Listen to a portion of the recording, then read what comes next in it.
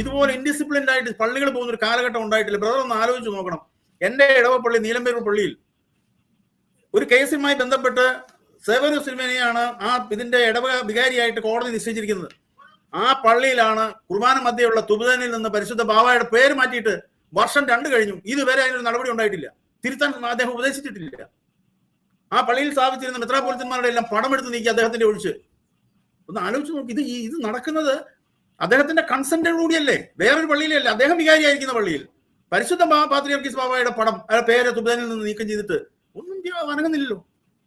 ഇത് കമ്മ്യൂണിറ്റി ബന്ധം അരാഷ്ട്രീയമായി പിള്ളേർ വളർന്നു വിശ്വാസരാഹിത്യത്തിലാണ് ഇപ്പൊ ചെറുപ്പക്കാർ വളർന്നു വരുന്നത്.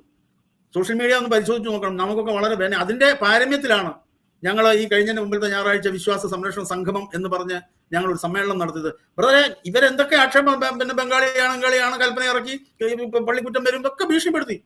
സെക്രട്ടറിയുടെ വാറോളകൾ ഒരുപാടുണ്ടായിരുന്നു.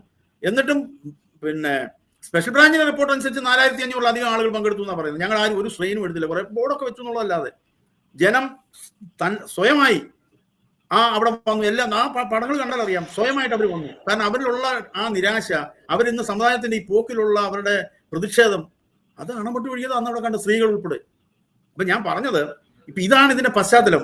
തെറ്റിദ്ധാരണകൾ പറഞ്ഞ് പരത്തുക. ബാവ ഒരുപാട് അവസരങ്ങൾ കൊടുത്തു. ഒരു നീണ്ട എൻ്റെ ലിസ്റ്റിൽ ഇരിപ്പുണ്ട്, ഓരോ ഡേറ്റ് ബൈ ഡേറ്റ് ആയിട്ട് ബാബ ചെയ്ത കാര്യങ്ങൾ. ഞങ്ങളെ വിളിച്ചത് ഈ ബാബ വന്നു കഴിഞ്ഞ് ആദ്യം ചെയ്തത് എന്നാന്ന് വെച്ച് കഴിഞ്ഞാൽ 2 മെത്രാച്ചന്മാരെ, ദിയസ്കോറസ് മെത്രാച്ചനെയും അത്താനാസ്യോസ് മെത്രാച്ചനെയും ചുമതലപ്പെടുത്തി ഈ വിഷയങ്ങൾ പറയാൻ. അവിടെ പോയി ഞങ്ങൾ സംസാരിച്ചു. കോടതി ഇതിനിടയ്ക്ക് ഹൈക്കോടതിയിൽ കേസ് പെരുകിയപ്പോൾ കോടതി ഒരു കൺസിലിയേഷൻ കമ്മിറ്റിയെ വെച്ചു. ഞങ്ങൾ പോയി, അദ്ദേഹം സഹകരിച്ചില്ല. അത് കഴിഞ്ഞ് വീണ്ടും ഞങ്ങളെ വിളിച്ച് അവിടെ വരുത്തിയിട്ട് ബാബ പറഞ്ഞു ഡിസ്കസ് ചെയ്തു. എന്നിട്ട് ബാബ പറഞ്ഞു ഒരു കാര്യം ചെയ്ത് തീരുമാനമാകുന്നില്ല, നിങ്ങളുടെ അഭിപ്രായങ്ങൾ എന്നെ എഴുതി അറിയിക്കും. ഞങ്ങൾ അവിടെ വെച്ച് എഴുതി അറിയിച്ചു. ഇദ്ദേഹം പറഞ്ഞു നാട്ടിൽ പോയിട്ട് എഴുതി അറിയിക്കാന്ന് പറഞ്ഞു. 6 മാസത്തേക്ക് എഴുതി അറിയിച്ചില്ല. വീണ്ടും ബാബ കത്തയച്ചപ്പോഴാണ് വീണ്ടും റിമൈൻഡർ 2 റിമൈൻഡർ അയച്ച 2ാമത്തെ റിമൈൻഡറിലാണ് ഈ പിന്നെ അദ്ദേഹം എഴുതി കൊടുക്കുന്നത്. അതിന്റെ വെളിച്ചത്തിൽ മസ്കറ്റില് കൂടിയ പിന്നെ സുന്നോദോസിൽ ബാബ ചില നിർദ്ദേശങ്ങൾ വെച്ചു. അതിന്റെയൊക്കെ വെളിച്ചത്തിലാണ് ബാബ പറഞ്ഞു തൽക്കാലം ഈ കോൺസ്റ്റിറ്റ്യൂഷൻ കേസ് തീരുന്നത് വരെ സഭയിൽ സമാധാനം ഉണ്ടാകുന്നതിന് വേണ്ടി നിങ്ങൾ ഈ താഴെ പറയുന്ന 15 കാര്യങ്ങൾ നിങ്ങൾ പാലിക്കണം. അതിനകത്തെ വാസ്തവത്തിൽ ആളുകളെ തെറ്റിദ്ധരിപ്പിക്കുന്നില്ല. അതിനകത്തെ ആദ്യത്തെ സെന്റൻസ് തന്നെ പിന്നെ വായിച്ചാലേ നമുക്ക് മനസ്സിലാവും. അദ്ദേഹം പറയുന്നുണ്ട്, അദ്ദേഹം പിന്നെ ജ്ഞാനായ സമുദായത്തിന്റെ പിന്നെ ഇവിടുത്തെ അധ്യക്ഷനാണെന്നും അദ്ദേഹത്തെ ആ നിലയിൽ തന്നെ എല്ലാ മെത്രാപ്പൊലീത്തന്മാരും ജനങ്ങളും വൈദികരും പിന്നെ ബഹുമാനിക്കണമെന്നും ഒക്കെ പറഞ്ഞുള്ള ഒരു കൽപ്പനയാണ്. ഇത് എല്ലാം മലയാളം അതെ, ഇതാ ആ 15 നിർദ്ദേശം. ഇതാണ് അവർ പറയുന്നത്. ബാബ ഇടപെടുന്നു. ഈ 15 നിർദ്ദേശത്തിൽ ആദ്യത്തെ ക്ലോസ് ഇതാ: വലിയ മെത്രാപ്പൊലീത്ത മലങ്കര ജ്ഞാനായ സുറിയാനി ബദിഭദ്രാസനത്തിന്റെ പ്രാദേശിക തലവനാകുന്നതിനാൽ തന്നെ തന്റെ സ്ഥാനത്തിന് യോഗ്യമാകും വിധം ബഹുമാനം ജ്ഞാനായ അധിപതിരാസനത്തിലെ മറ്റെല്ലാ മെത്രാപ്പൊലീത്തന്മാരും പട്ടത്വസ്ഥാനികളും വിശ്വാസികളും നൽകേണ്ടതാണ്.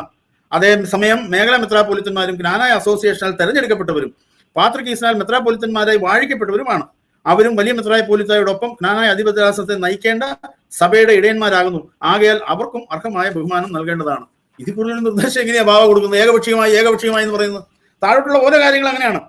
പിന്നെ ജ്ഞാനായ അധിപതിരാസനത്തിന്റെ സുഗമമായ നടത്തിപ്പിലേക്ക് കാലം ചെയ്ത പരിശുദ്ധ പാത്രിയർക്കീസിനാൽ 2008 രൂപീകരിക്കപ്പെട്ട മെത്രാപ്പൊലീത്തൻ കൗൺസിൽ എത്രയും വേഗം പുനഃസ്ഥാപിക്കേണ്ടതാണ്.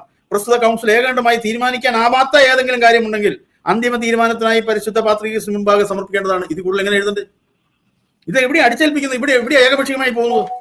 അതുപോലെ ഓരോ 3 വർഷമുള്ള വൈദികരുടെ സ്ഥലമാറ്റം, ഇതാ പറയുന്നത് ബാബ ഇടപെട്ടെന്ന സ്ഥലമാറ്റത്തിൽ. ഈ നിർദ്ദേശത്തിനകത്ത് പറയുന്നത് ഓരോ 3 വർഷമുള്ള വൈദികരുടെ പൊതു സ്ഥലമാറ്റം സംബന്ധിച്ച് വലിയ മെത്രാപ്പൊലീത്ത ഓരോ മേഖലയ്ക്കും ആവശ്യമായ വൈദികരെ മേഖലാ മെത്രാപ്പൊലീത്തന്മാർക്ക് നൽകുകയും മേഖലാ മെത്രാപ്പൊലീത്തന്മാർ അതാത് മേഖലകളിൽ വൈദികരെ നിയമിക്കുകയും ചെയ്യേണ്ടതാണ്. വൈദികരിൽ നിന്നോ ഇടവകക്കാരിൽ നിന്നോ വൈദികരുടെ സേവനകാലത്ത് പരാതി ഉണ്ടായാൽ മേഖലാ മെത്രാപ്പൊലീത്തന്മാർ അവ കൈകാര്യം ചെയ്യേണ്ടതാണ്. എന്നാൽ കക്ഷികളിൽ ആർക്കെങ്കിലും തൃപ്തികരമല്ലാതെ വന്നാൽ അവർ വലിയ മെത്രാപ്പൊലീത്തായ്ക്ക് അപ്പീൽ സമർപ്പിക്കേണ്ടതും വലിയ മെത്രാപ്പൊലീത്ത പ്രസ്തുത മേഖല മെത്രാപ്പൊലീത്തയുമായി ആലോചിച്ച് അന്തിമ തീരുമാനം കൈക്കൊള്ളേണ്ടതുമാണ്. ബ്രദറെ, ഇതിൽ കൂടുതൽ എങ്ങനെയാ നമ്മൾ ഒരു സമൂഹത്തിന്റെ ദൈനംദിന നടത്തിപ്പിൽ നിർദ്ദേശം കൊടുക്കേണ്ടത്? ബാബയ്ക്ക് അതിനുള്ള അധികാരം ഉണ്ടല്ലോ. ഞങ്ങളുടെ കോൺസ്റ്റിറ്റ്യൂഷൻ പ്രകാരം 12 സ്ഥലത്ത് ബാബയുടെ മേലധികാരം പറയുന്നുണ്ട്, പരമാധികാരം. അനുബന്ധത്തിൽ എവിടെയോ ഒരു ശ്രദ്ധ കുറവുണ്ട്. അതും പറയുന്നത് പള്ളികളുടെ മേൽ പിന്നെ പരിശുദ്ധ പാത്രിയർക്കീസ് ബാബയ്ക്ക് എല്ലാ ആത്മീയ അധികാരവും ഉണ്ടായിരിക്കും എന്ന് പറഞ്ഞ ഒരു സെന്റൻസ് അത് അനുബന്ധത്തില്ല, ഭരണഘടനയിലെ ക്ലോസിലല്ല. 12 സ്ഥലത്ത് ഭരണഘടനാ ക്ലോസിൽ പരമാധികാരം പറയുന്നുണ്ട്. പ്രിയാമ്പിൾ മുതൽ മുഴുവൻ പരമാധികാരം പറയുന്നുണ്ട്.